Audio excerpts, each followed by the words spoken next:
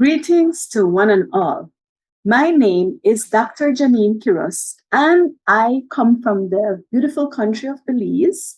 I am currently an assistant professor at the University of Belize, and today I have the fine pleasure of presenting to you my research entitled An Autoethnography of the Creole Language on My Identity and Learning.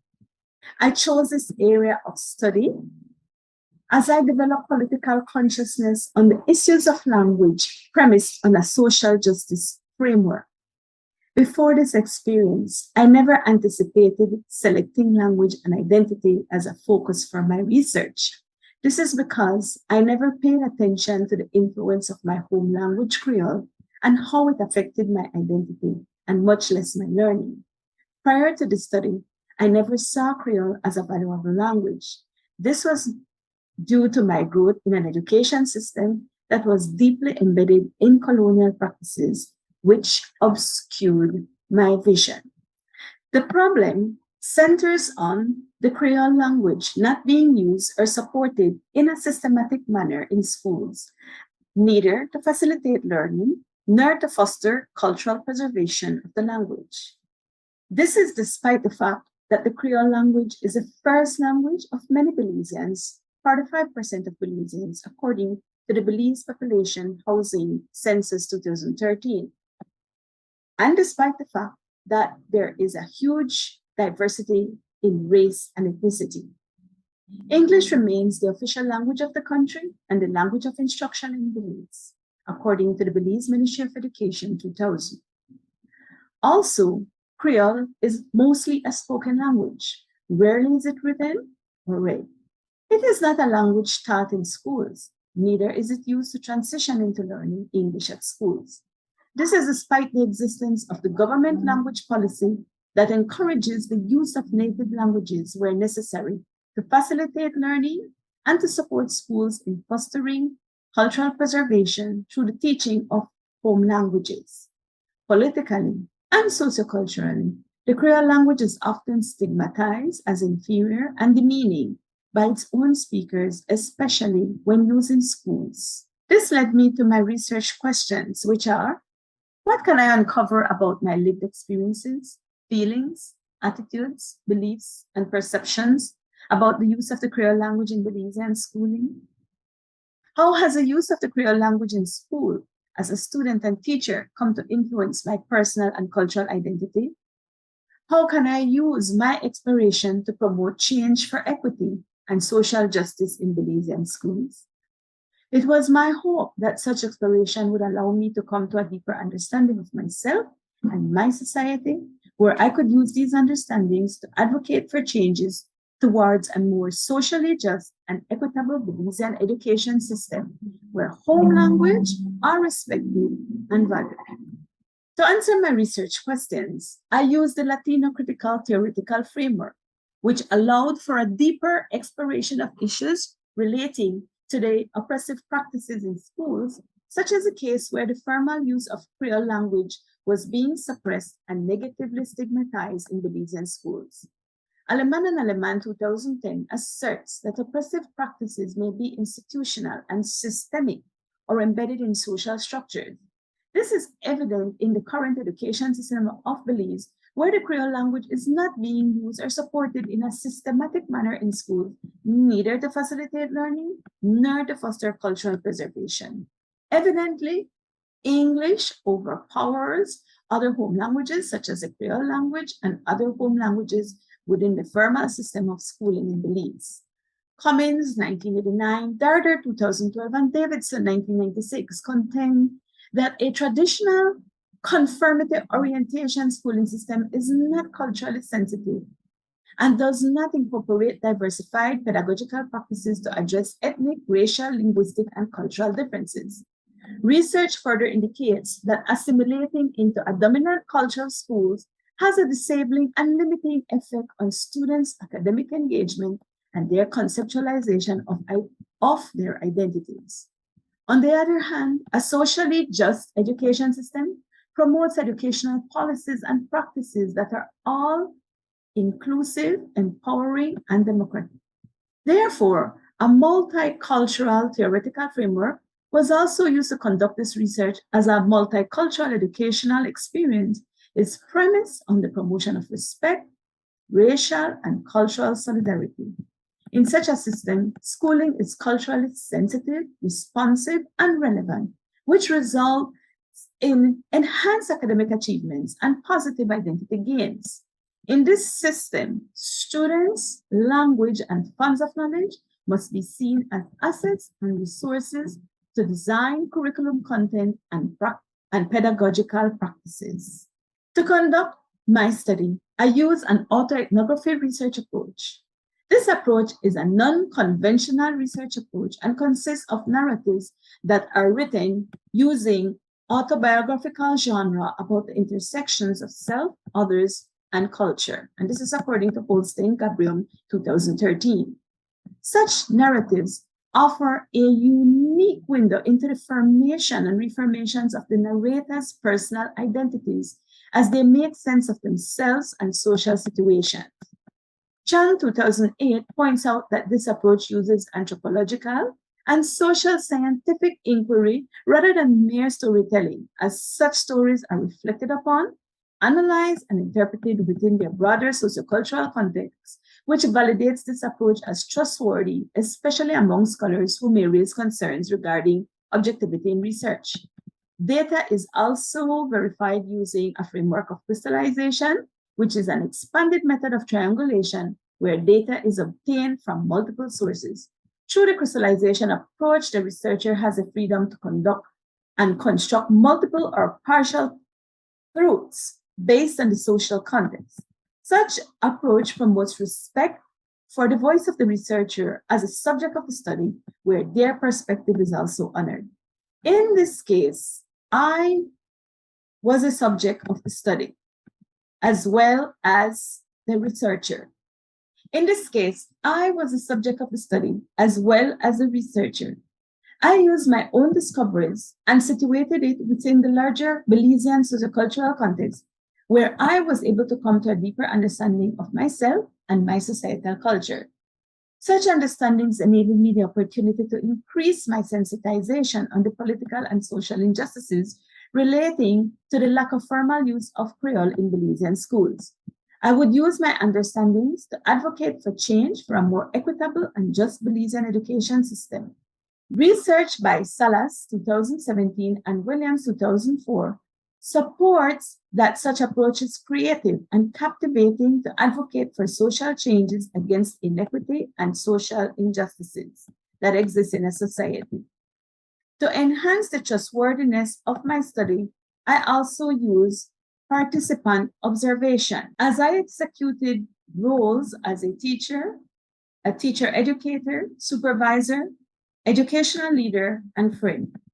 Furthermore, I also use document analyses of the intended learning outcomes related to language and culture of Belize.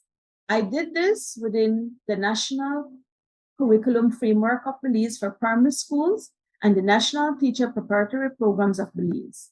I compared and contrasted the data obtained from these three sources with the language policy of Belize. My data techniques involve collecting data from various sources, such as recollections from memory, journal reflections from participant observation, and content from data analysis. These were reflected upon, coded for main ideas related to language, culture, identity, and learning. These main ideas were then sorted into categories and were placed in tables. Recurrent categories were synthesized, they were analyzed, interpreted according to recurrent themes, topics and patterns, cultural themes, connecting present and past, analyzing relationship between self and others, and comparing with social science constructs and ideas from other literature. And this is according to Chang 2008. Multiple forms of analysis and genre were used to provide understanding of the phenomenon in question, which is consistent with the crystallization process according to Ellingston 2009. External data sources brought multiple forms of data, which resulted in my findings. In moving on to my major findings, My study reveals that the Creole language is used by many in formal and informal communication on different occasions by different speakers, educators, students, and myself. It identifies and unites us as Belizeans, regardless of differences. There is a lack of awareness and acknowledgement of the Creole being a language of its own. There is limited materials and resources that reflect the Creole language and other home languages, resulting in a disconnect with the home and school reality. Creole and English is sometimes perceived as the same language, as they share many similarities. Creole remains a spoken language in schools, resulting in a lack of competency in its written form. There is a perception among many educators that speaking and using Creole in schools will negatively interfere with learning English proficiently. In moving on to other findings, there is a lack of awareness and clarity among many educators on the language policy of Belize. English remains the dominant language in schools and most valuable to the Belizean society. Creole remains stigmatized, demeaned, and subverted by many of its own speakers. Meaning was a primary focus of the discourse, regardless of the language used. There is a keen interest to develop proficiency in Creole, especially among the younger generation. My autoethnography research led to the derivation of the respect model. All these emerging themes evolve from the lessons learned. Each of these themes were and are interrelated and are connected with the principle of social justice, with the social justice framework. It advocates for the respect of the use of the Creole language in schools with an aim to promote social justice and equity in the Belizean education system. It can be adapted to advocate for the respect and use of other home languages, native languages in schools that will serve the best interests of that community of learners. It can be used to reignite a discourse on the revitalization of the systematic use of Creole and other home languages in schools to facilitate learning and to foster cultural preservation. The respect model calls for respect of the Creole language as an expression of the Belizean identity. It reaffirms the call for the nationalization of Creole language as an extension for promoting the Belizean identity. E stands for empowerment. It acknowledges Creole as a legitimate language, a language in its own right. S stands for sensitivity for the Creole speakers as English language learners. It is not to be assumed that knowing Creole is knowing English. Adequate strategies for teaching English must be used to overcome language barriers. P is first for perseverance, to expand, implement, and enforce the language policy framework. The language policy needs to include clear mechanism for its effective implementation. Policy, pedagogy, practices, and programs that support multilingualism in Belizean schools need to be improved by teacher education institutions and the Belize Ministry of Education. E stands for equity, where equal value of teaching other home languages inclusive of Creole alongside English must be considered. A national goal of Belize speaks of the respect for different people and cultures and treating all with justice and equity. This entails equally valuing and teaching other home languages inclusive of the Creole alongside English. C is for commitment, for finding and testing best practices and approaches for teaching Creole alongside English. T is for time to advocate for the systematic teaching of the Creole language in Belizean schools to facilitate learning and to foster and preserve cultural identity. Belizeans must no longer disregard or subvert the Creole language in schools, but must be able to embrace it as a resource to be cultivated to foster learning and cultural preservation of the Belizean identity. An educational system that promotes democracy, inclusivity, and empowerment must be in sync with students' histories and cultural orientation. Therefore, we must remain engaged in further research that explores effective ways to maximize the use of Creole and other home languages in schools to enhance learning and to foster cultural identity.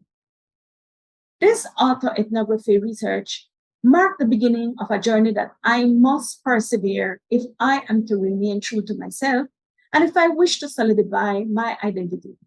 Through this study, I developed a deeper understanding and appreciation of my cultural practices, my identity, and my challenges as a learner. My story is representative not only of my life experiences, but that of many Belizeans whose first language is Creole or another language. My self-confidence and my personal image as a learner suffered as a result of the disregard for my cultural identity and learning. There are limited opportunities in schools to allow us to engage in reflecting on our own identities and those elements of language and culture that influence our identities and learning. I experienced many tribulations in learning, especially foreign-based material in my traditional schooling system. Facing my harsh realities made me realize that I want to be an agent of change who will use and promote one's identity as a foundation to foster personal growth and learning. Creole should not be used out of deficiency of not knowing English. We must work towards building proficiency in English using the Creole and other home languages as a transition. Building competency in speaking, reading, and writing Creole must be strongly considered to develop value for our own heritage language. It will require as much effort and commitment as it takes to learning English, but it is necessary to foster self-confidence as learners and self-respect as Belizeans. As educators, we must commit to explore adequate language programs and best practices for using Creole to enhance learning and to foster personal cultural identity, while also building proficiency in English and competency in Creole. With that, I want to say thank you all for your attention. I hope that you found this presentation inspirational, and I hereby also present my references. Thank you very much. Enjoy the remaining of your presentation.